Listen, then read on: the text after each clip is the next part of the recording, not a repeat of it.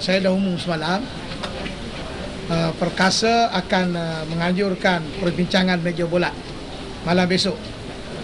Dan setakat ini saya sudah dapat komitmen tak kurang daripada 30 NGO Melayu yang akan turut serta membincang mengenai dengan cadangan perhimpunan bersih pada 9 Julai. Dan kita akan bincang dari segi semua sudut, termasuk dari segi keselamatan, kesan kepada ekonomi, kesan kepada pelancongan negara kita, kemudian dari segi aspek politik, keselamatan, dan kita akan merumuskan apa strategi tindakan kita.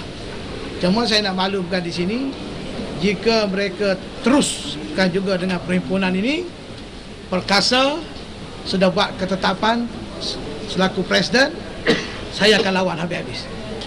Artinya pada hari tersebut akan berlaku pertemuan. Ini saya umum dengan cara terbuka. Dan kita, kalau ini berlaku, ianya kerana untuk kebaikan. Sebab seperti mana kata YB Datuk Zahir, YB Zulkifli tadi, tidak ada sebab dia nak buat perhimpunan ini. Boleh buat di stadium, boleh buat tempat yang selamat, boleh hantar memorandum. Tapi nak buat tengah jalan, perhimpunan tengah jalan ala jalan raya ni, seperti di Indonesia ini, boleh menimbulkan kekacauan. Sebab I cannot imagine when there's a big crowd, certain element will coming, throwing the stone, burn the car, berlaku kecederaan seperti di Tunisia. Then from then you can see what it is, orang kata beyond apa ni control, dan akan berlaku macam-macam.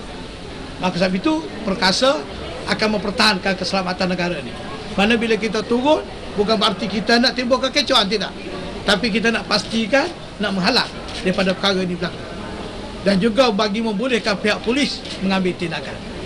Ini yang kita akan buat untuk keselamatan negara kita. Jadi saya nak jelaskan di sini, ini Zu boleh apa ni, yang Zu boleh tambah. Yang saya katakan tadi, kenapa yang dia nak buat sangat ni?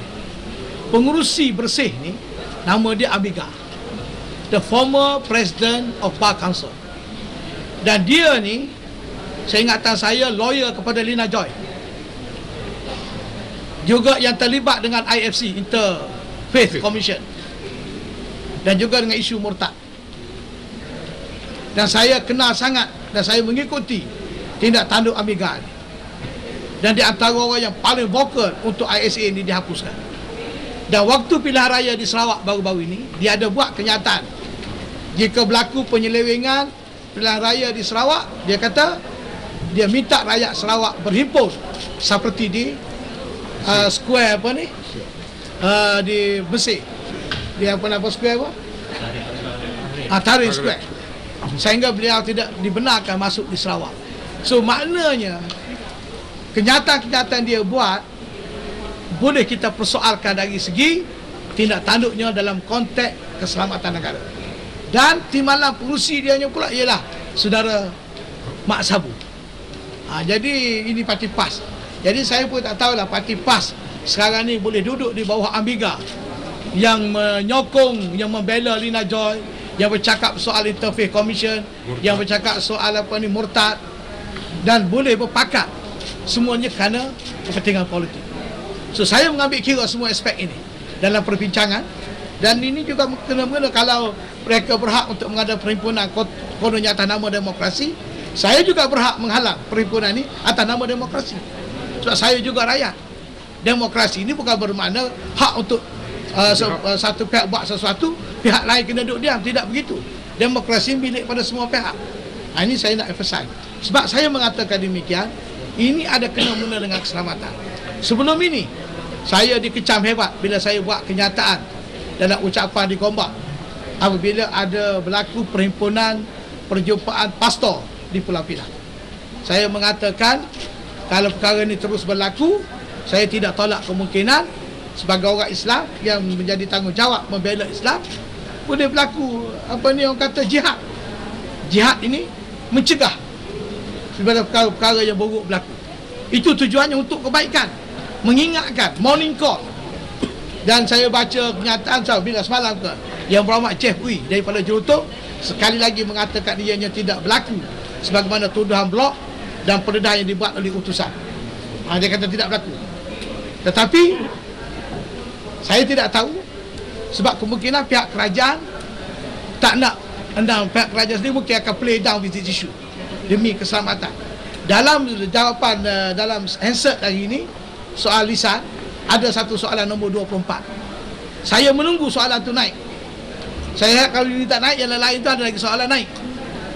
Sebab ada soalannya, apakah tindakan yang patut diambil oleh kerajaan terhadap saya yang membuat kenyataan tersebut dalam konteks keselamatan. So I'm ready and I'm open to be investigate. Apa ni, tak apa lah, nak kait dengan ni juga ni. Apa ni, to be investigate supaya apa ni ada kena-mengena dengan keselamatan tersebut ni. Tak apa tu. Lepas tu saya harap perkara naik sebab saya nak minta jawapan daripada kerajaan supaya jangan dia apa ni, sebab saya dapat maklumat bila wakil DAP Razali buat laporan dan saya ada maklumat jawapan. Saya nak beritahu kat Jeffrey, I can prove what is happening. Perjumpaan di sektor apa ingat stock hotel di Pulau Pinang. Jadi mengambil kira apa yang berlaku di Pulau Pinang, mengambil kira apa yang nak dibuat pada 9 Julai ni. Ini saya rangkumkan ini membabitkan soal keselamatan. Dan saya akhir sekali saya nak minta lah, desak Amiga, kalau dia seorang rakyat Malaysia yang sayang kepada negara. Sebab dia berkata soalan tentang demokrasi dia macam setiap orang ada kebebasan untuk bertindak. Dia bukan satu traffic, one way traffic. Jadi saya minta lah Amiga guna akal fikiran, kalau sayang kepada negara, hentikanlah perkara ini. Jadi seorang rakyat yang bertanggungjawab. Dia tambah lagi, dia sebagai peguam bekas Presiden Bar Council, dia patut ambil satu tindakan yang tahu undang-undang, yang jangan main isu-isu yang dianggap hasutan. Ini akan jadi berlaku masalah. Itu mesej saya kepada Amiga. Okey? Cukuplah. So on the July 9, Amiga goes ahead with it. Pardon? If on July 9, if Amiga goes ahead with it, will you counter protest in your street? Sure. Yes. Very clear my answer. I will be there. You see, I don't know how much they are going to gather, but Perkasa also have our large members and other NGO are coming in, so we'll be there. Saya tak boleh nak anggap berapa ribu. Rakyat Malaysia ada 27 juta. Katanya Presiden nak bawa 300,000. So 27 million minus 300, then another about 26 million. So you don't worry about the figures. Tapi saya lebih selesa kalau kita preempt dan kalau pihak berkuasa ambil tindakan sebelum perkara ini berlaku. You imagine kan, saya nak tambah sikit. Bulan Julai ni ialah bulan selalu kedatangan pelacur-pelacur daripada Timur Tengah cukup ramai. There are a lot of tourists from the Middle East coming to Malaysia normally in July. Paling ramai.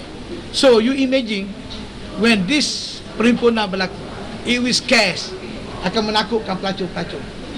Pemandu teksi dah buat kenyataan berapa banyak dia orang akan rugi. Ekonomi berapa? Dulu pun masa dia buat tahun 2007 dulu, berapa banyak rugi. Sehingga tuntutan telah dibuat oleh pihak-pihak yang terlibat dari segi kerugian. So are we going to allow this thing happen? Okeylah, ada soalan? Okay. Ada. Okey.